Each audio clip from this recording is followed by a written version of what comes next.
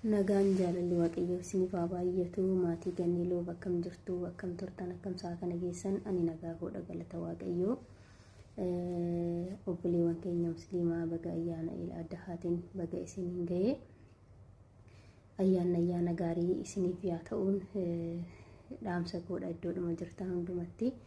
Obboleewwan koo yuutuubii koorraa fagaadheen jira sababa hojiidhaan biizii ta'uuf qophii adda addaa qabadheen isinii dhufa jedheen yaadee haalli naa mijanne ture. Ammallee na jajjabeessuun dagatiinaa yuutuubii koo sabskiraayib sheer laayik naaf godhaa isiniin jedha. Dhaamsa obboleettii keenya tokkoon isinii qabadhee dhufee jira. Obboleewwan koo waan baay'ee irraa barattu jedheen yaada. Of eeggannoo guddaa akka nu barbaachisu yeroo kamiyyuu iddoo jirru kamittuuyyuu of eeggannoon akka nu barbaachisuudha. Obboleettiin keenya kan nu dhaamte miidhama isheetirraa nuti immoo barannee akka hin miidhamneedha.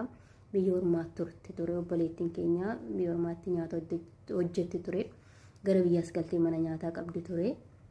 Osoo isa hojjettu obboleessa hiriyaadhaan wal baratte. Hiriyaadhaan wal barattee yeroo dheeraadhaaf wajjin haasa'aa turan ture. Akka hiriyaa dhugaattiitti dhiyaatee wajjiniin waan baay'ee haasa'an turennaas maatiidhaan waraqata maatiitti ergatee isteeppii hundumaa deemamee ishee faana akka jiraachuu barbaadu. Hiriyaa dhugaa abbaa manaa gaarii akka ta'uuf itti himaa ture. Isheenis amantee wajjiniin haasa'aa turte.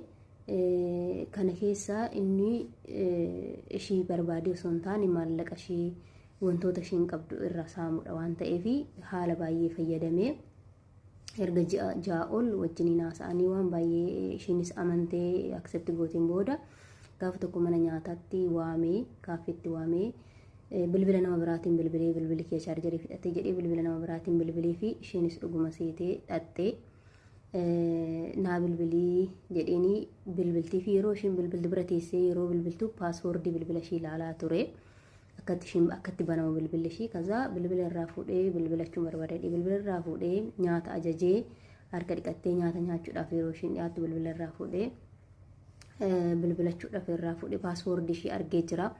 Isheen kan fayyadamtu teelee birriidha. Yaa'u teekinooloojiin ingidihi adaduma guddachaa deemuun miidhamni isaatillee jira. Yaa'u xinqaaqee yoo hin goone waan ta'eef obboleettii keenya bilbila ishee irraa fuudhee deemee paaswoordii bilbila ishee baree jira.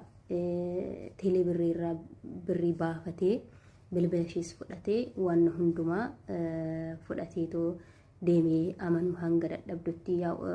Gabaabsee waan isinitti himeef istooriin isaa baay'ee dheeraadha, baay'ee nama hawwachiisa. Kanaafuu of eeggannoo guddaa barbaachisa. Obboleewwan keenya of eeggannoo godhaa. Keessattuu obboleewwan keenya biyya ormaarraa gara biyyaa galtan of eeggannoo godhaa. Haala kanaan namoonni nama miidhaa jiru.